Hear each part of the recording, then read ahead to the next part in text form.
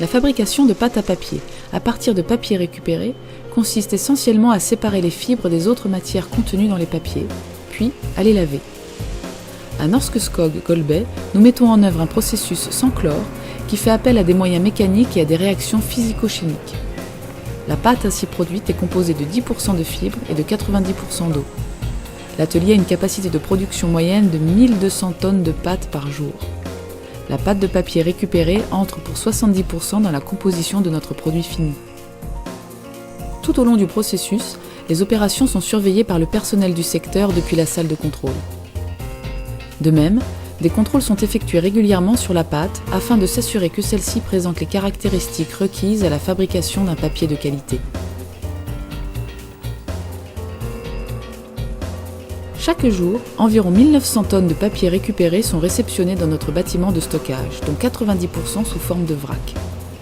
La surface du bâtiment équivaut à peu près à celle de 4 terrains de football, soit 25 000 m². Un opérateur réalise un contrôle qualité sur un échantillon prélevé dans le chargement. Les deux principales caractéristiques que nous surveillons sont la composition, nous recyclons exclusivement des journaux, magazines et prospectus publicitaires, ainsi que le taux de matières impropres comme du plastique, du carton, du métal, des CD-ROM ou encore du verre. Nuit et jour, les opérateurs alimentent le convoyeur à l'aide d'impressionnants engins à godets pouvant charger jusqu'à 10 m³ de papier par prise. Une roue permet d'égaliser le flux des papiers qui sont acheminés vers les tambours de trituration. Les papiers sont introduits dans les deux tambours mesurant 12 mètres de long et 3,5 mètres de diamètre. Dans la première partie des tambours, les papiers sont mélangés avec de l'eau et des produits chimiques, de la soude, du silicate de soude et du peroxyde.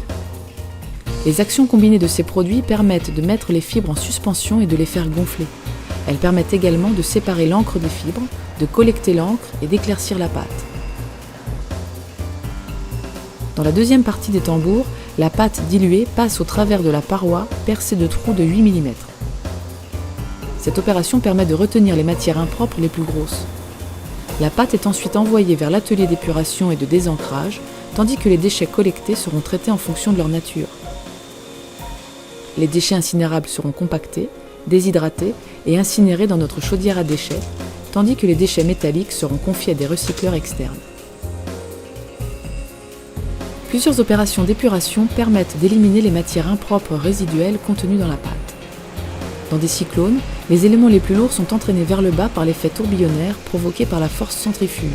On élimine ainsi les agrafes, des petits morceaux de verre ou de plastique, ou encore des grains de sable. Le passage dans des épurateurs équipés de tamis de plus en plus fins permet pour sa part de retenir les éléments les plus petits, comme des particules de polystyrène, de colle ou de vernis, ou encore des fibres de carton. La pâte circule dans des cuves appelées cellules de flottation, où l'encre se trouve en contact avec des bulles d'air ayant une paroi extérieure en silicone. L'encre se dépose alors sur la paroi des bulles d'air et le tout remonte à la surface, formant une mousse qui est éliminée par débordement. Cette mousse forme ce que l'on appelle les boues de désancrage.